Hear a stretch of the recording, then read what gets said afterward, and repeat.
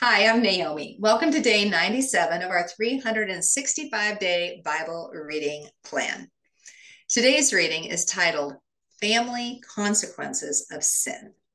We'll be reading 2 Samuel chapter 13, verses 1 through 19 in the New Living Translation.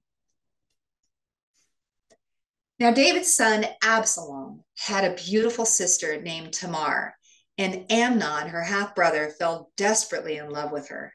Amnon became so obsessed with Tamar that he became ill. She was a virgin, and Amnon thought he could never have her. But Amnon had a very crafty friend, his cousin Jonadab. He was the son of David's brother Shimea. One day, Jonadab said to Amnon, "What's the trouble? Why should the son of a king look so dejected morning after morning?" So Amnon told him, "I am in love with Tamar, my brother Absalom's sister." "Well," Jonadab said, "I'll tell you what to do. Go back to bed and pretend you are ill. When your father comes to see you, ask him to let Tamar come and prepare some food for you. Tell him you'll feel better if she prepares it as you watch and feeds you with her own hands." So Amnon lay down and pretended to be sick. And when the king came to see him, Amnon asked him, "Please let my sister Tamar come and cook my favorite dish as I watch. Then I can eat it from her own hands."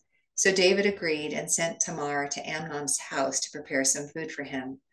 When Tamar arrived at Amnon's house, she went to the place where he was lying down so he could watch her mix some dough. Then she baked his favorite dish for him. But when she set the serving tray before him, he refused to eat.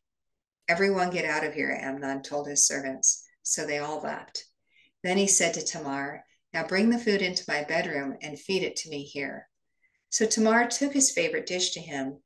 But as she was feeding him, he grabbed her and demanded, "Come to bed with me, my darling sister." "No, my brother," she cried. "Don't be foolish. Don't do this to me. Such wicked things aren't done in Israel. Where could I go in my shame, and you would be called one of the greatest fools in Israel? Please just speak to the king about it, and he will let you marry me." But Amnon wouldn't listen to her, and since he was stronger than she was, he raped her. Then suddenly Amnon's love turned to hate, and he hated her even more than he had loved her. "Get out of here," he snarled at her. "No, no," Tamar cried. "Sending me away now is worse than what you've already done to me." But Amnon wouldn't listen to her. He shouted for his servant and demanded, "Throw this woman out and lock the door behind her." So the servant put her out and locked the door behind her. She was wearing a long, beautiful robe, as was the custom in those days for the king's virgin daughters. But now Tamar tore her robe and put ashes on her head. And then, with her face in her hands, she went away crying. Thanks for joining us for today's reading. And remember, everyone has an invitation to sit at Jesus' table. We hope you'll find your story and your purpose in God's story.